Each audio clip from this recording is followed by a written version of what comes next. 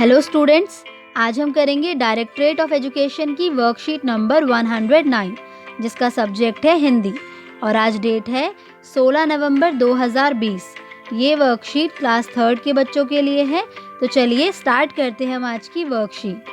बच्चों, वर्कशीट में आपको यहाँ पर अपना नाम लिखना है।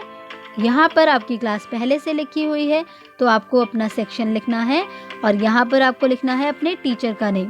हमारी जो आज की वर्कशीट है उसका टॉपिक पाठ मन करता है कविता से लिया गया है। तो आइए देखते हैं कि आज की वर्कशीट में हमारे लिए क्या है। पुनरावृत्ति। प्यारे बच्चों, शाबाश, आपने मन करता है कविता को पूरे उत्साह और आनंद के साथ पढ़ा। तो आइए अब तक हमने जो भी कुछ इस कविता से सीखा उसे एक बार दोहरा भी लेते हैं। प्रश्न 1, कविता को एक बार फिर से पढ़िए और इस तालिका को समझकर उत्तर दीजिए। बच्चों, आपको नीचे एक तालिका दी हुई है, जैसे सूरज बनकर दौड़ लगाऊं, दादा बनकर, पापा बनकर, तितली बनकर, चरखी बनकर। तो आपको क्या करना है, इस कविता को पढ़ना है और इस तालिका को समझकर लिखना है कि बच्चा दादा बनकर क्या करना चाहता था, पापा बनकर क्या करना चाहता था, तितली बनकर क्या करना चाहता था और चरखी बनकर क्या करना चाहता था। बच्चों, वैसे तो आपको ये याद ही होगा, लेकिन आइए एक बार हम इस कविता को दोबारा से पढ़ते हैं और दोबारा से जानते हैं। पाठ 4, मन करता है। मन करता है सूरज बनकर आसमान में दौड़ लगाऊं, मन करता है चंदा बनकर सब तारों पर अकड़ दिखाऊं, मन करता है बाबा बनकर घर में सब पर धौंस जमाऊं, मन करता है पापा बनकर मैं भी अपनी मूंछ बढ़ाऊं, मन करता है तितली बनकर दूर दूर तक उड़ता जाऊं, मन करता है कोयल बनकर मीठे मीठे बोल सुनाऊं। तो बच्चे का मन सूरज बनकर आसमान में दौड़ लगाने को करता है, चंदा बनकर सब तारों पर अकड़ दिखाने को करता है और दादा बनकर सब पर धौंस जमाने को करता है ताकि वो सबसे अपनी बातें मनवा सके, और पापा बनकर मूंछ बढ़ाने को मन करता है। ऐसे ही तितली बनकर दूर दूर तक उड़ने को मन करता है और कोयल बनकर मीठे मीठे बोल सुनाने को मन करता है। मन करता है चिड़िया बनकर ची ची चू चू शोर मचाऊं, मन करता है चरखी लेकर पीली लाल पतंग उड़ाऊं। तो बच्चे का मन और क्या क्या करता है, चिड़िया बनकर शोर मचाने को करता है और चरखी लेकर पीली और लाल रंग की पतंग उड़ाने को करता है। आओ बच्चों, अब हम उस प्रश्न का उत्तर देते हैं। तो बताइए कि बच्चे का मन सूरज बनकर क्या करने को करता है, दौड़ लगाने को। तो इसीलिए हमने यहाँ लिखा है सूरज बनकर दौड़ लगाऊं। ऐसे ही दादा बनकर धौंस जमाऊं, पापा बनकर मूंछ बढ़ाऊं, तितली बनकर उड़ता जाऊं और चरखी बनकर पीली लाल पतंग उड़ाऊं। ठीक है बच्चों, क्या कभी आपका मन भी शरारत करने को करता है? एक मज़ेदार सी शरारत जिससे किसी को कोई नुकसान ना हो, लिखकर बताइए जो आप करना चाहते हैं। तो बच्चों, आपको यहाँ पर कोई एक शरारत लिखनी है जिससे कि किसी को नुकसान ना हो, लेकिन उस शरारत को आप करना भी चाहते हो, तो उसे आप यहाँ पर ज़रूर लिखिएगा। प्रश्न 2, देखिए ना बच्चों, जल्दबाजी में नैन्सी शब्दों पर बिंदु और चंद्र बिंदु लगाना भूल गई है। क्या आप इन शब्दों में सही जगह पर बिंदु या चंद्र बिंदु लगाकर नैन्सी की भूल सुधार सकते हैं? तो आइए बच्चों, सबसे पहले हम समझते हैं कि बिंदु और चंद्र बिंदु क्या होता है। बच्चों, बिंदु वाले शब्दों को अनुस्वार शब्द भी कहा जाता है। क्या कहा जाता है? अनुस्वार शब्द। ये बिंदु शिरोरेखा के ऊपर लगता है। शिरोरेखा क्या होती है? जब भी आप कोई शब्द लिखते हैं, मान लीजिए आप लिख रहे हैं मंगल। क्या लिख रहे हैं? मंगल।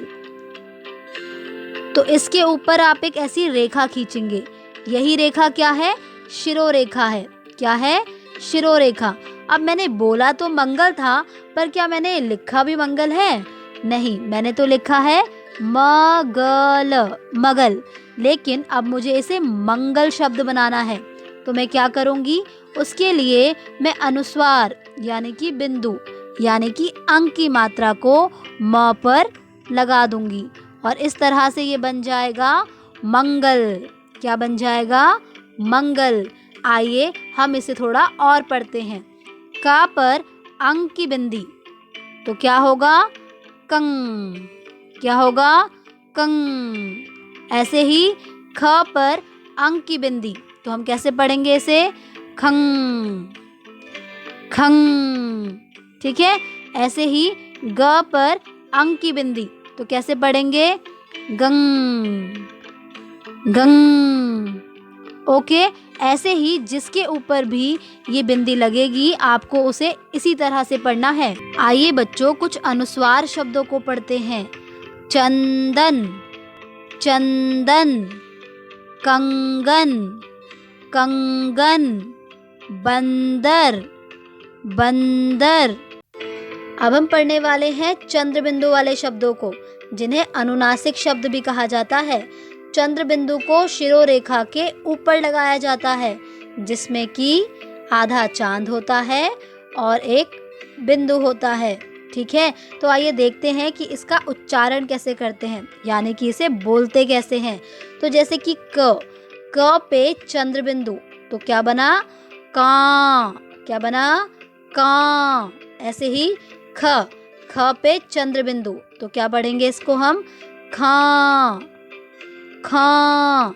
ऐसे ही ग पे चंद्र बिंदु तो इसे हम क्या पढ़ेंगे, गा गा। बच्चों जब आप इन्हें बोल रहे हैं तो आपने ध्यान दिया होगा कि हमारे मुख से अधिक ध्वनि निकलती है और नाक से कम। आइए अब कुछ चंद्र बिंदु वाले शब्दों को देखते हैं।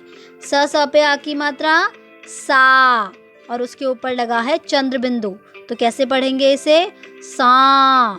ठीक है, सांप, सांप।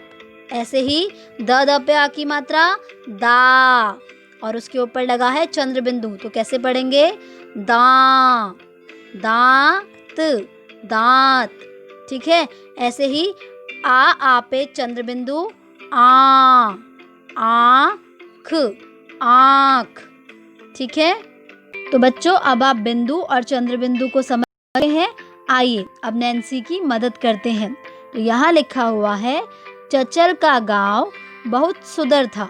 तो बताइए कहाँ पर बिंदु और कहाँ पर चंद्र बिंदु आएगा। बिल्कुल सही, चंचल का गाँव बहुत सुंदर था। ऐसे ही वहाँ बहुत सी झोपड़ियाँ भी थीं। एक दिन कुएं के पास उसे कुछ बंदर दिखाई दिए, जिन्हें देखकर वह डर गई। तभी दादाजी ने उसे समझाया कि ये बंदर किसी को नुकसान नहीं पहुंचाते। ठीक है बच्चों, तो आपको भी चंद्र बिंदु और बिंदु लगाकर नैन्सी की मदद करनी है और इन्हें समझना भी है। प्रश्न 3, क्या आप इन चित्रों को पहचान कर सही जगह पर बिंदु या चंद्र बिंदु लगाते हुए इनके नाम लिखकर दिखाएंगे। तो बच्चों आपको नीचे कुछ चित्र दिए गए हैं, आपको इन चित्रों को पहचानना है और इनके नाम लिखकर दिखाना है और उसी के साथ आपको बिंदु और चंद्र बिंदु को भी सही जगह पर लगाना है। आइए देखते हैं, पहला चित्र कौन सा है। पहला चित्र है झंडा। कौन सा है, झंडा। तो जब मैं झंडा बोलती हूँ तो बताइए यहाँ पर चंद्र बिंदु आएगा या बिंदु आएगा। बिल्कुल सही, यहाँ पर बिंदु आएगा, लेकिन कहाँ पर लगेगा, झंडा। झंडा कहाँ पे लगेगा, झ पे लगेगा। ठीक है। ऐसे ही अगला चित्र है पंखा। क्या है, पंखा। तो आप समझ गए होंगे कि यहाँ बिंदु कहाँ लगेगा, पंखा, प पे लगेगा। ठीक है। ऐसे ही अगला चित्र है सांप। किसका है, सांप। तो जब मैं सांप बोलती हूँ तो बताइए कि यहाँ पर चंद्र बिंदु आएगा या फिर बिंदु आएगा। बिल्कुल सही, यहाँ पर आएगा चंद्र बिंदु, सांप। ठीक है। ऐसे ही अगला चित्र किसका है, पेंसिल का। अब आपको इस चित्र का नाम खुद से लिखना है और उसमें सही स्थान पर बिंदु या चंद्र बिंदु को लगाना है। प्रश्न 4, नीचे बने बादलों में पतंग से जुड़े कुछ शब्दों के नाम लिखिए। बच्चों, आपको नीचे एक पतंग दी हुई है। आपको पतंग के साथ में जो बादल बने हैं उन बादलों में पतंग से जुड़े कुछ शब्दों के नाम लिखने हैं, जैसे कि डोर। ऐसे ही और कौन से शब्द हो सकते हैं? चरखी। और बताइए? मांझा। और बताइए? कागज। पतंग कागज की होती है ना। एक शब्द आपको खुद से लिखना होगा। बच्चों, मैं हूँ मस्त मलंग पतंग। बच्चे हो या बड़े, सभी को हूँ मैं बहुत पसंद। मैं कई रंगों और आकारों में पाई जाती हूँ। मुझे उड़ाना एक कला है। त्योहारों से मेरा एक खास रिश्ता है। मकर संक्रांति, 15 अगस्त और रक्षाबंधन जैसे त्योहारों पर तो सारा आसमान रंग बिरंगी पतंगों से भर जाता है। मुझे हमेशा सावधानी के साथ सुरक्षित स्थान पर खड़े होकर ही उड़ाएं। मुझे उड़ाने के लिए कांच वाले पक्के मांझे का प्रयोग कतई ना करें। बच्चों, यहाँ पर पतंग ने कहा है कि मैं कई रंग और आकारों में पाई जाती हूँ और मुझे उड़ाना एक कला है।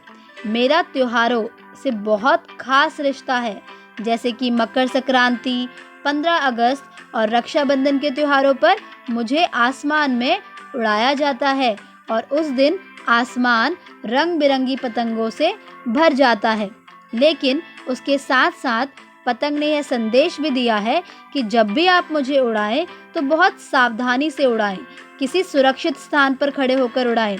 ऐसा ना हो कि आप पतंग उड़ाते उड़ाते खुद को चोट पहुंचा लें और मुझे उड़ाने के लिए कांच वाले मांझे का प्रयोग ना करें, क्योंकि उससे आपका हाथ कट सकता है या फिर किसी और को भी नुकसान हो सकता है। आप पतंग को बहुत ही सावधानी से उड़ाएं। इसी के साथ आपकी आज की वर्कशीट कंप्लीट होती है।